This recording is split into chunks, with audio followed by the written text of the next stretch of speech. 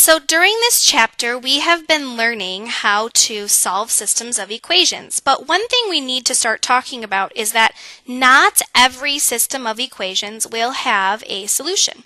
So in this notes, what we're going to look at are special types of linear systems, where maybe there would be more than one solution, or maybe there would be no solution. Let's start by looking at no solution. Another word for no solution is inconsistent. When a linear system has no solution, we say that it is inconsistent.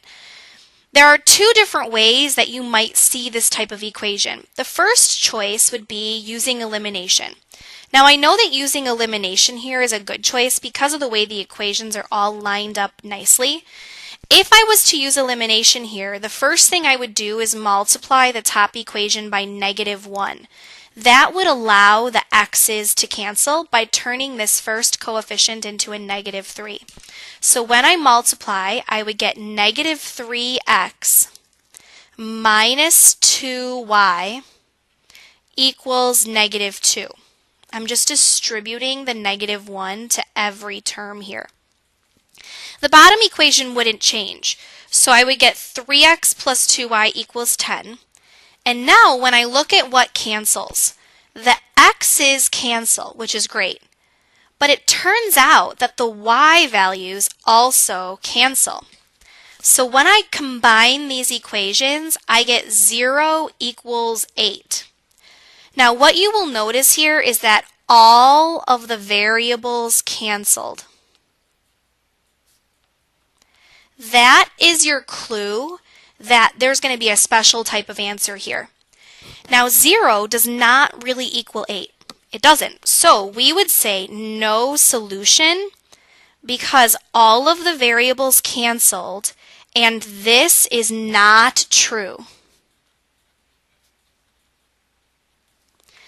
Now that's what happens if you're solving. You get all the variables canceled and something is not true. But what happens if you're graphing?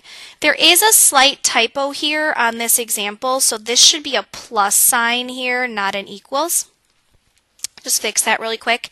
If I was graphing and I was going to see a problem that had no solution, what would that look like? Well, if I graph this first line, I would start at the +1 and go down 3, right 2, down 3, right 2, or up 3, left 2.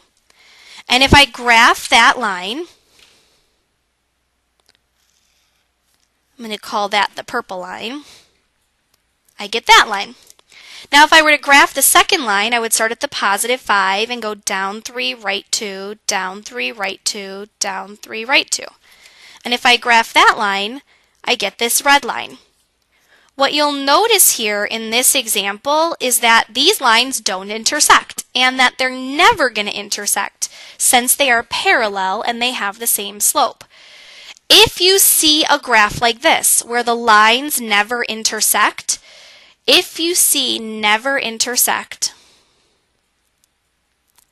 which means that the lines are parallel, that is your clue that you would say no solution as your answer to the problem. Because if the solution is where the lines intersect and they never intersect, there would be no solution.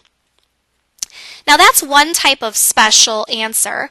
The second type of special answer is what's called a dependent system, or what we usually say is infinitely many solutions, which means it has an infinity number of solutions. There are lots and lots of answers. When a linear system has infinitely many solutions, we call it dependent. So what would this look like? Well, a good choice for this problem would be to solve it using substitution, because I can see that in the second equation, the y is already by itself. So I'm going to take this equation and I'm going to plug it in instead of the y. When I do that, I get x minus 2 times, and I would have 1/2 x plus 2 equals -4. Now when I distribute the -2 here, I get x minus 1x minus 4 equals -4. X and minus 1x are like terms, but they cancel because x minus x is 0. So my equation says -4 equals -4. You'll notice that again, all of the variables canceled.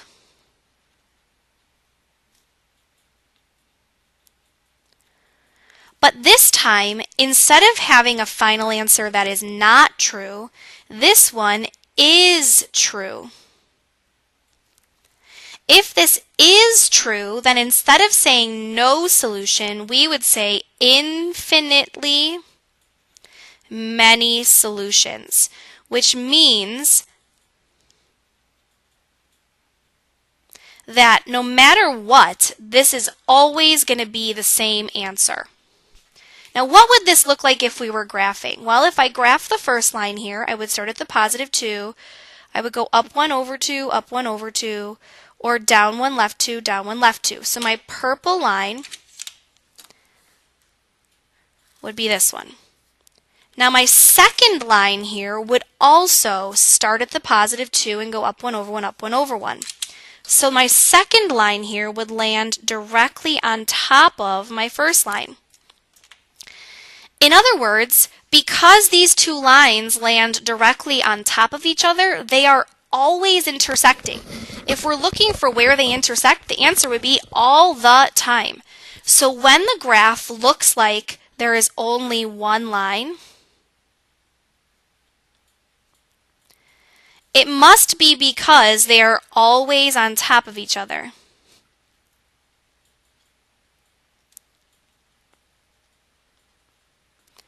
Which means we would say infinitely many solutions.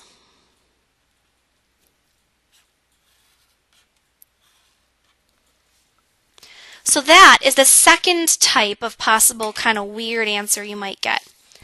Now, what we've been doing so far is problems where we have one solution. When a linear system has one solution, we say that it is not dependent. That was a copy and paste issue. We say that it is consistent. If we know that the system has one solution, then as part of our final answer, we need to actually identify the solution, so solve for it. For example, in problem 3, I would probably decide to use substitution since the y is already by itself.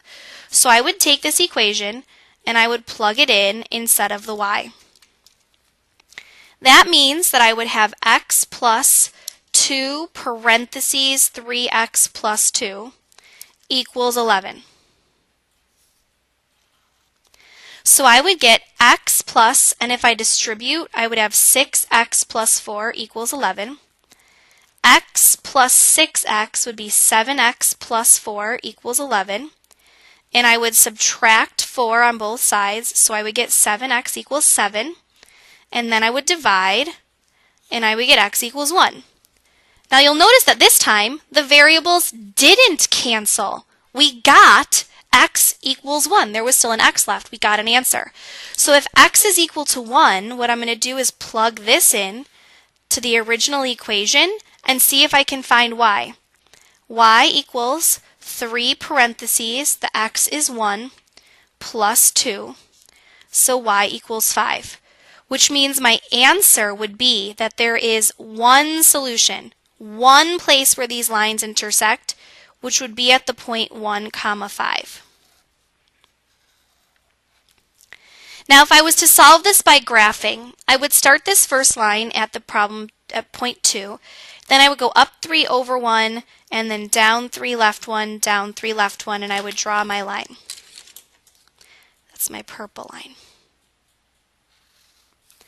If I were to graph the next line, I would start at 5.5, which is about halfway, and then I would go down 1, right 2, so I'm about halfway here, down 1, right 2, I'm about halfway here, down 1, right 2, I'm about halfway. You'll notice that these lines do intersect, which means this point is the solution.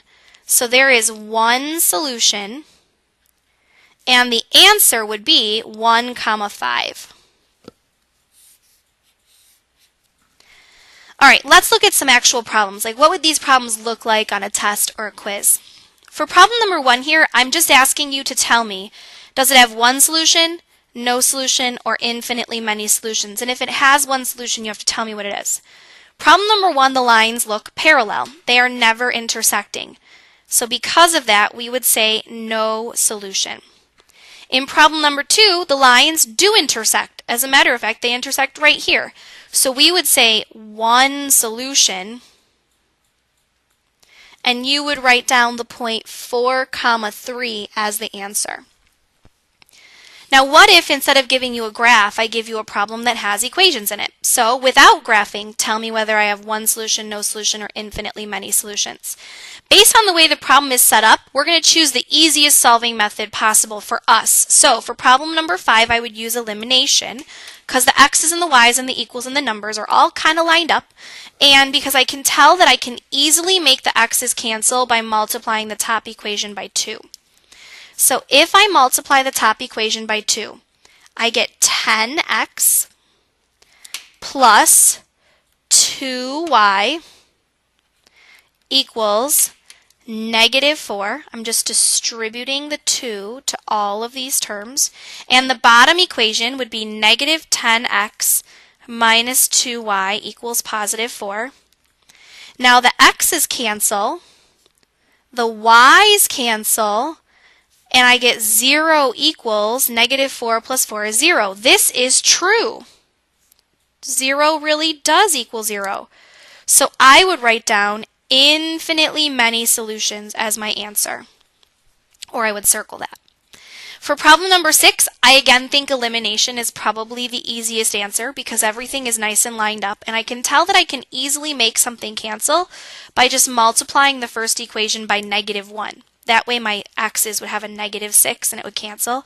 So I would get -6x minus 2y equals -3. Then for my second equation, I would have 6x plus 2y equals -5. And now I see the x's cancel, the y's cancel, so I get 0 equals -3 and -5 is -8. This is not true. 0 does not equal -8, so as my answer, I would circle no solutions. Last example. Here, again, I think I would probably try elimination, but things are not quite lined up the right way. So all I'm going to do is take the first equation and flip-flop the x's and the y's so that they do line up, which means I get -2x plus y equals 3. The second equation doesn't need to change. In order to make the x's cancel, I would multiply the bottom equation by 2. So I would get -2x plus y equals 3. And I would get 2x plus 2y equals 4.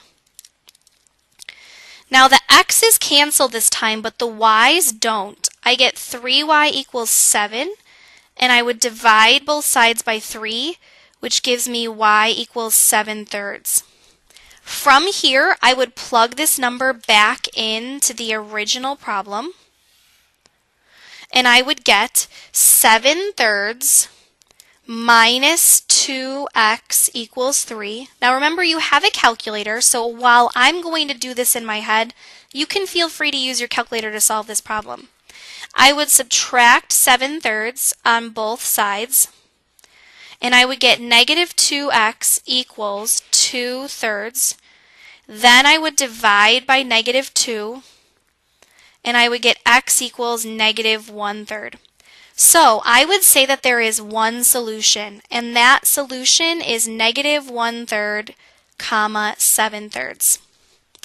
All right, I hope this makes sense that sometimes we have problems with kind of weird answers. We will practice this tomorrow, and I will see you then. Thanks so much for watching.